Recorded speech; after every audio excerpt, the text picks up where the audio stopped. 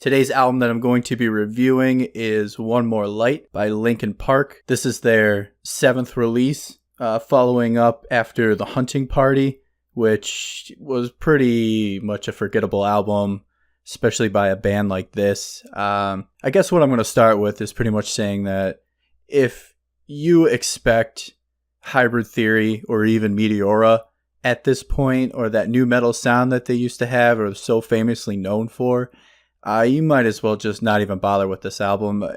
And the fact, if you're still trying to assume that they're gonna come out with something like that, you should have just given up a long time ago. Just when I stopped listening was right after Meteora, when Minutes to Midnight came out. I pretty much, once I heard that album, I was done. So of course there's a lot of people upset with the direction that they're going.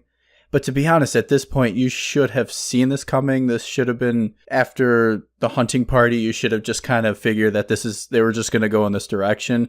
Granted, we all want, as an old school Linkin Park fan, I wish they would come out with something like Hybrid Theory again, but it's not going to happen. And if it does, it'll be a great surprise, but I highly doubt that it will ever happen. So popping on the album for the first time, right off the bat, that the first song, Nobody Can Save Me, was a straightforward pop song, something a little, it sounded like Katy Perry or a Justin Bieber type song, or Sia, whoever is the top Billboard right now. And that's what it reminded me of. And I figured, I was not surprised once I heard this. They released the song Heavy before the album came out, and that song to me was not even Linkin Park in the least bit. There was no aspect of a band. So the fact that they even are attempting to continue the Linkin Park name at this point, it just sounds like the Chester Bennington side project. And in my opinion, I think they should drop the name and move on. But, if these guys are making a good paycheck coming out with an album like this, then they're going to continue to do it as long as they get paid. So diving right into the album, after hearing Heavy released beforehand, I was not surprised to hear that the first song was this Katy Perry, Justin Bieber-ish type song, and it's one of those let's just bring in a pop producer, let's make this what's trending now, what's the hit song sound like, and let's just push it out there.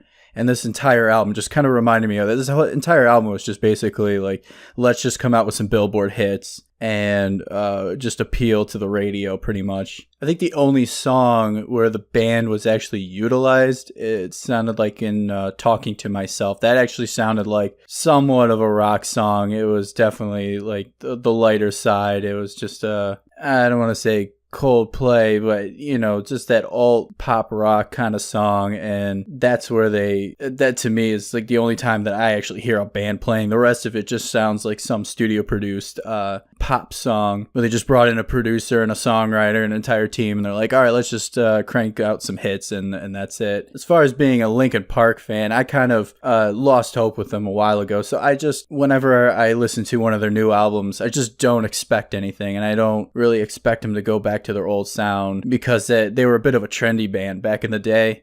Even though I was a big fan, that was the sound of the time, and obviously that's out of date, so obviously they're not going to do it anymore. But actually listening to this album was kind of hard for me, because I really don't like the style of music. It's just more pop music that I can't really take. Just the simplistic catchiness of these songs and the overdone singing that everyone sounds like they're on American Idol, and I can't get behind that. I really don't like that sound. But opinions aside, the album itself was actually very well produced.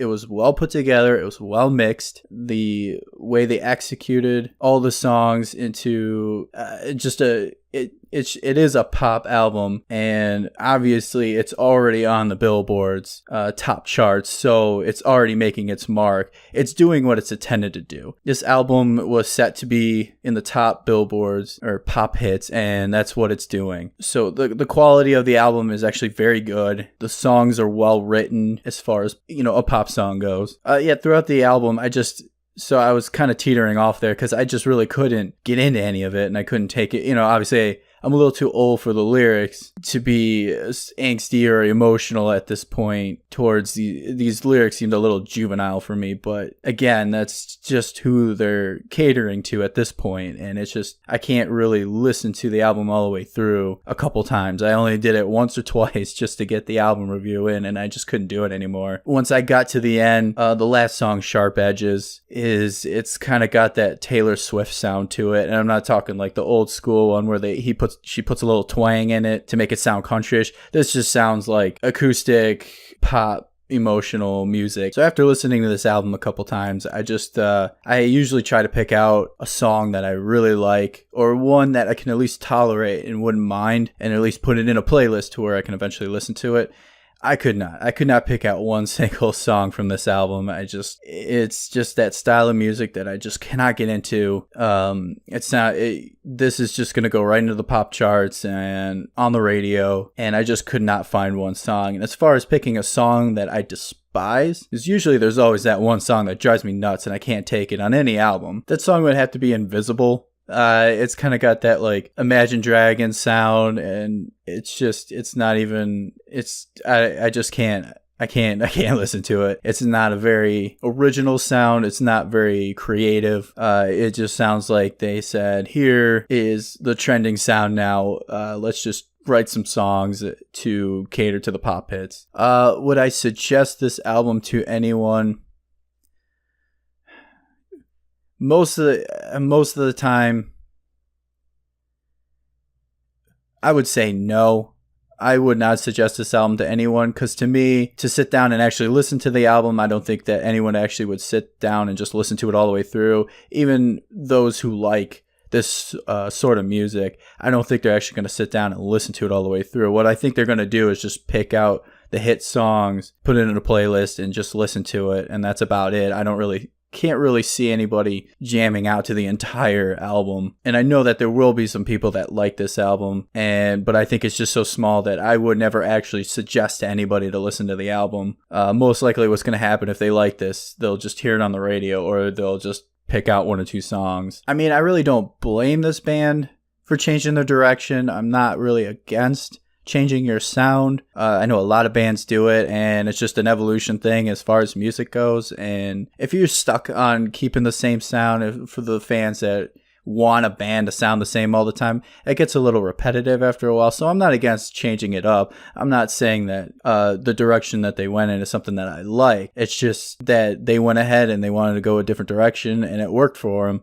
Because obviously this is already on the pop charts, and you really can't stick with that sound. I know there's probably very select few bands that can actually stay with a sound, like Deftones, where, nu metal was the sound at the time, and that's what they were. And then over time they kind of evolved. They still had a bit of their sound to them, but they did evolve enough to where it was changed enough. But as far as Linkin Park goes, they just completely ditched the entire heavy nu metal rap rock sound. There is a rap rock song, that Good Goodbye, but again, it's more of that catchy pop rap style, and it features Stormzy, which I'm starting to see a lot of nowadays. I'm starting to see him. He was on the Drake album, and I'm starting to see some of his songs pop up on some popular playlists, and I guess that's a good thing, because I like Stormzy, and it's good to see him start to, being a British rapper, start to see him more in the US.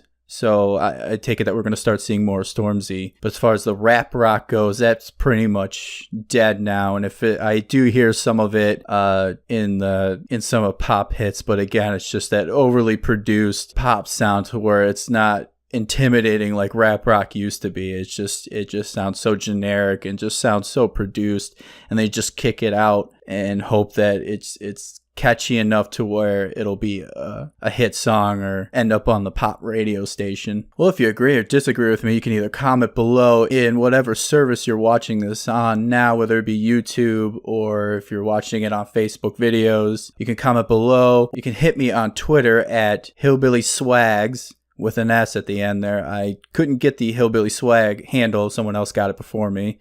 but HillBilly Swags with an S at the end. And let me know what you think. Feel free to make any suggestions on what I should be reviewing next, or if there's anything I should just generally check out. I mean, I love to collect music, so anything you suggest, I love to hear and discover new stuff.